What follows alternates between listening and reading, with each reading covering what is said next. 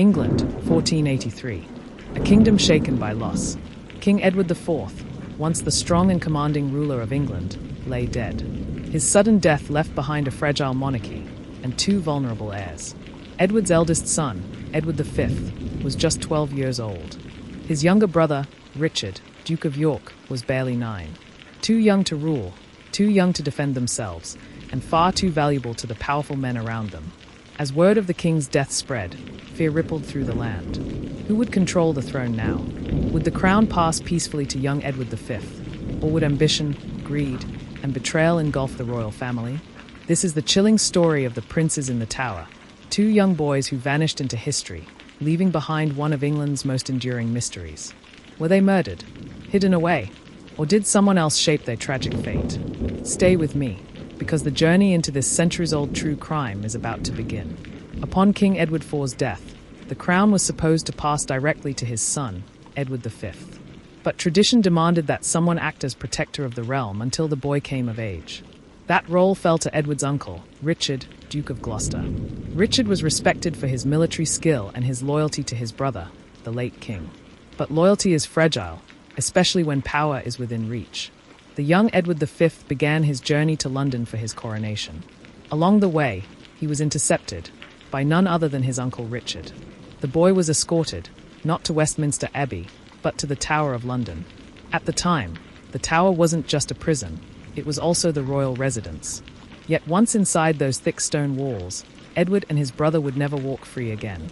Did Richard act out of duty, ensuring his nephew's safety? Or was this the first move in a calculated plan to seize the throne? Edward V's mother, Elizabeth Woodville, saw the storm closing in. As Edward IV's widow, she was now vulnerable. She gathered her daughters and fled into sanctuary at Westminster Abbey. But sanctuary could not protect her sons. The eldest, Edward, was already confined to the Tower. Richard, Duke of York, her younger son, would soon join him. Promises of safety were given, assurances whispered, but history would prove otherwise. Elizabeth faced an impossible choice: resist and risk her sons' lives, or trust the very men who sought to control them. Eventually, she surrendered her younger boy, believing it was the safest option. Both princes now lay in their uncle's custody. Two heirs, two children, held behind walls meant to protect but destined to imprison.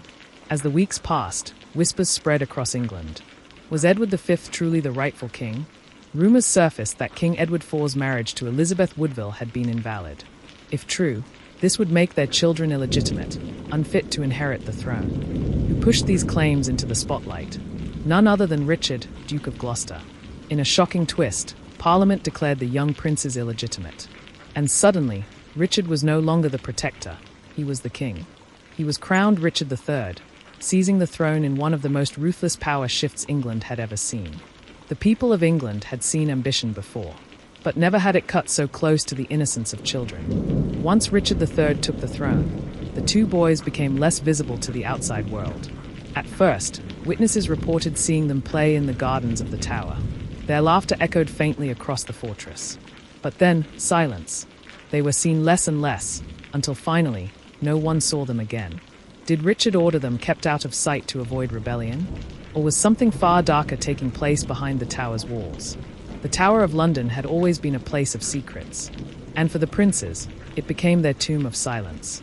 The people of England began to murmur. Two rightful heirs had disappeared under the rule of their ambitious uncle. The whispers grew louder. Were the princes murdered? Did Richard order their deaths? Or had they been smuggled away in secret? Even foreign ambassadors wrote letters filled with suspicion. The disappearance of the princes was not just a family tragedy, it was a political earthquake. Every nobleman, every lord, and every subject wondered, if two children could vanish, who among them was safe? Richard III may have worn the crown, but his throne was already stained with doubt. As time passed, theories multiplied.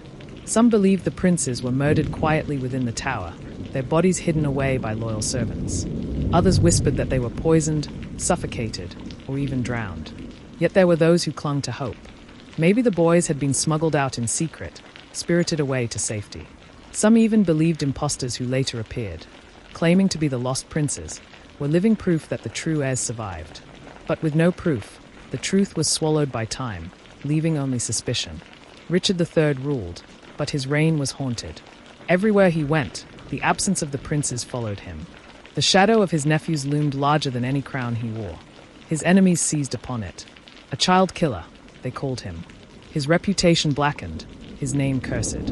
Whether guilty or not, Richard's reign would forever be tied to the mystery of the vanished princes. Did his ambition lead him to murder, or was he the victim of a political smear campaign? The truth remains buried, but the suspicion never died. In 1674, nearly 2 centuries after the disappearance, workmen renovating the Tower of London made a chilling discovery. Buried beneath a staircase, they found a wooden box. Inside, 2 small skeletons. Were these the remains of the princes? Many believed so. The bones were placed in Westminster Abbey, near their family. But modern science has never confirmed their identity. To this day, their DNA has not been fully tested. 2 skeletons, 2 children, and a mystery unsolved. The story of the princes is not just a tale of missing children. It is a story of power, of how ambition can consume loyalty, how innocence can be crushed by greed, and how history can be written not by the truth, but by those who survive. For centuries, the fate of Edward V and Richard, Duke of York, has haunted England. Were they murdered in cold blood, or hidden away, their legacy erased by fear? The tower still stands, its walls heavy with secrets. And the world still asks, what really happened to the princes in the tower? When history points its finger, it often points to Richard III. He had the strongest motive. Removing the princes cleared his path to the throne. He had the means, the tower was under his control. And he had the opportunity. The boys vanished while in his custody. Chroniclers of the time painted him as ruthless, a man willing to cut down anyone who stood in his way. Shakespeare later immortalized him as a deformed villain, sneering and scheming. But is this fair? Or was Richard the victim of propaganda written by his enemies after his death? Richard III remains the prime suspect. But guilt in history is rarely so simple. What if Richard III wasn't the one who ordered the murders? Some historians argue that the Duke of Buckingham, once Richard's loyal ally, may have acted on his own, seizing an opportunity to curry favor or even to clear his own path to power. Others point fingers at Henry Tudor, the man who would eventually become Henry VII. Could his followers have eliminated the princes early, ensuring no rival claim to the throne? Each theory deepens the mystery. If Richard wasn't guilty, then perhaps he was simply too weak or too blind to protect his nephews from others lurking in the shadows. Henry Stafford, the Duke of Buckingham, is one of the most fascinating suspects. Once Richard's closest ally, he later turned against him. Did Buckingham kill the princes while pretending to serve Richard? Or did he simply take advantage of their disappearance to fuel rebellion? He was executed for treason shortly after, but he never confessed to harming the princes. His silence left a question hanging in the air. Was he a loyal servant who fell out of favor, or the hidden hand behind the tragedy? When Henry Tudor defeated Richard III at the Battle of Bosworth in 1485, he became Henry VII, founding the Tudor dynasty. For him, the mystery of the princes was both a blessing and a curse. On one hand, their disappearance made his claim to the throne stronger. On the other hand, rumors swirled that he may have been responsible. To secure his rule, Henry allowed chroniclers to paint Richard III as the murderer. The result? A legacy where Richard became a villain, and Henry's rise seemed justified. History, once again, was written by the victors. Years later, men claiming to be the lost princes surfaced. One of the most famous was Perkin Warbeck, who claimed to be Richard, Duke of York. He gained support across Europe, even convincing some that he was the rightful heir. But Henry VII captured him and declared him an impostor. Warbeck was executed, leaving behind the question, was he truly an impostor, or had one prince actually survived? Every pretender rekindled hope, but each was extinguished with blood. Behind the politics and power struggles lies a darker truth. 2 children, trapped in a fortress, isolated, and possibly facing death. Imagine their fear. Once princes adored by the court, suddenly reduced to prisoners, uncertain of their fate. Did they realize the danger? Did they cry out for their mother? Or were they silenced before they could even understand why? The story grips us centuries later not just because of politics, but because of the haunting image of innocence destroyed. The true crime of the princes is not only in their disappearance, but in the cruelty of stripping children of their future. The Tower of London is said to be one of the most haunted places in England. Among its restless spirits are the whispers of 2 small boys. Guards through the centuries have claimed to see childlike figures dressed in nightshirts, clutching each other's hands, weeping softly. Their faces pale, their eyes filled with sorrow. Whether real or imagined, these ghostly tales keep the memory of the princes alive. Even in death or disappearance, they refuse to be forgotten. In modern times, science has offered hope of solving the mystery. The bones discovered in 1674, thought to be the princes, lie in Westminster Abbey. Forensic testing could finally reveal their identity. But there's a problem. The Church has repeatedly refused to allow full DNA analysis. Out of respect, or fear of disturbing royal remains, the truth remains locked away. Technology might hold the answers, but history guards its secrets fiercely. In 2012, the skeleton of Richard III was discovered beneath a parking lot in Leicester. His rediscovery reignited debates about his legacy.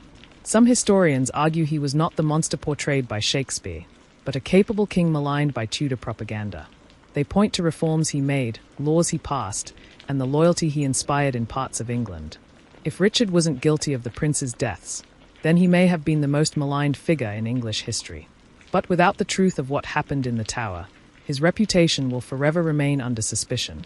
Over 500 years later, the fate of the princes in the Tower remains one of the greatest unsolved mysteries in history. Were they smothered in their sleep, poisoned, hidden away in secret, or did one survive, their bloodline extinguished only later? The mystery continues to fascinate because it blends the innocence of childhood with the darkness of ambition. It reminds us that power can corrupt, that history hides as much as it reveals, and that sometimes the most haunting crimes are those without answers. As you leave this story, ask yourself, who do you believe killed the princes, or do you believe they escaped their fate? Because in the end, the Tower still stands, the walls still whisper, and the truth, buried beneath centuries of lies and silence, waits to be uncovered.